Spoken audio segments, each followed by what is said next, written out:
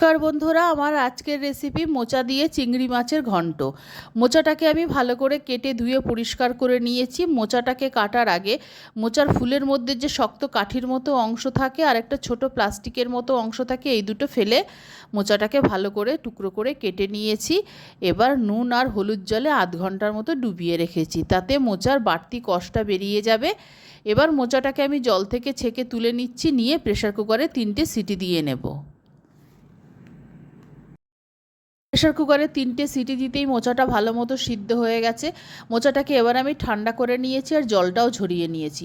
ঠান্ডা করে নেওয়ার পর মোচাটাকে হাত দিয়ে ভালো করে চটকে নেব। চটকে নিলে মোচার ঘন্টটা খেতে আর একটু বেশি স্বাদ হবে। এতে সর্ষের তেল গরম করে নিয়েছি। এই রান্নাটা সর্ষের তেলেই ভালো হবে।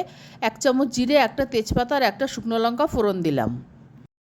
ফোড়নটা ভাজা হয়ে গেছে। এবার দুটো বড় সাইজের পেঁয়াজ ভালো করে কুচিয়ে নিয়েছি।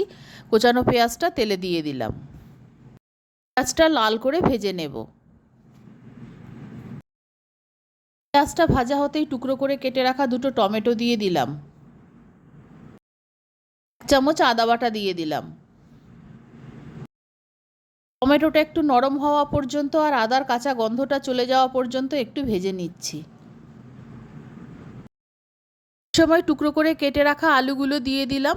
আলুটা তোমরা আগে ভেজে নিতে পারো, আমি আলুটা এই জন্য ভাজিনি, আমি অল্প তেলে রান্না করব। আলুটা ভাজতেও তো খানিকটা তেল লাগবে, সেই জন্য আলু ভাজাটা আমি অ্যাভয়েড করলাম। এখন আমি মশলার সঙ্গে আলুটাকে কিছুক্ষণ ভেজে নিচ্ছি। একটা প্লেটে নিয়েছি আন্দাজ মতো নুন, 1.5 চামচ ধনে গুঁড়ো, 1.5 চামচ জিরে গুঁড়ো, 1/2 চামচ হলুদ গুঁড়ো আর 1 চামচ ঝাল লাল লঙ্কার গুঁড়ো। এইসব মশলাগুলো আমি অল্প জলে গুলে নিচ্ছি, তাতে মশলার স্বাদটা একটু বাড়বে।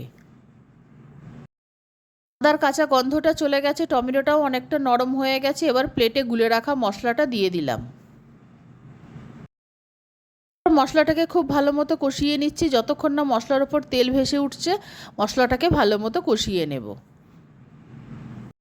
মশলাটা কষানো হয়ে গেছে। চিংড়ি মাছগুলো আমি অনেক আগে ভেজে রেখেছিলাম, তাই ভাজাটা ভিডিও করতে পারিনি। এখন চিংড়ি মাছগুলো মশলার মধ্যে দিয়ে দিলাম। এবার সেদ্ধ করে চটকে রাখা মোচাটা মাছ আর মশলার মধ্যে দিয়ে দিলাম। 1 কাপ মতো জল দিয়েছি আর একবার ভালো মতো নেড়ে মিশিয়ে দিচ্ছি। আর মিনিট 10 আমি মিডিয়াম ফ্লেমে রান্নাটা করে নেব, তাতে রান্নাটা হয়ে যাবে, আলুটাও সেদ্ধ হয়ে যাবে। মিনিট 10 হয়ে গেছে, আলুটাও সেদ্ধ হয়ে গেছে আর বাড়তি জলটাও শুকিয়ে গেছে। এবার অল্প একটু চিনি দিয়ে দিলাম। অল্প 1 চিমটি গরম মশলা দিয়ে দিলাম। আর একবার ভালো মতো নেড়ে দেবো, যাতে গরম মশলা আর চিনিটা মাছের সঙ্গে ভালো মতো মিশে যায়। ভালো মতো নেড়ে দিচ্ছি। চিনিটা ভালো মতো না মিশলে স্বাদটা ভালো হবে না। মোচা চিংড়ি হয়ে গেছে, নামিয়ে নিচ্ছি। মোচা চিংড়ি একটা সাবেকি রান্না, এটা তোমরা সকলেই বাড়িতে রান্না করো। আমি কিভাবে করি সেটাই তোমাদের সঙ্গে শেয়ার করলাম। আমার এই রেসিপি ভালো লাগলে আমার চ্যানেলকে সাবস্ক্রাইব করার, লাইক করার, শেয়ার করার অনুরোধ রইল। আর আমার নতুন পুরনো সকল বন্ধুদের আন্তরিক ধন্যবাদ ও ভালোবাসা জানিয়ে আমি আমার ভিডিও শেষ করছি।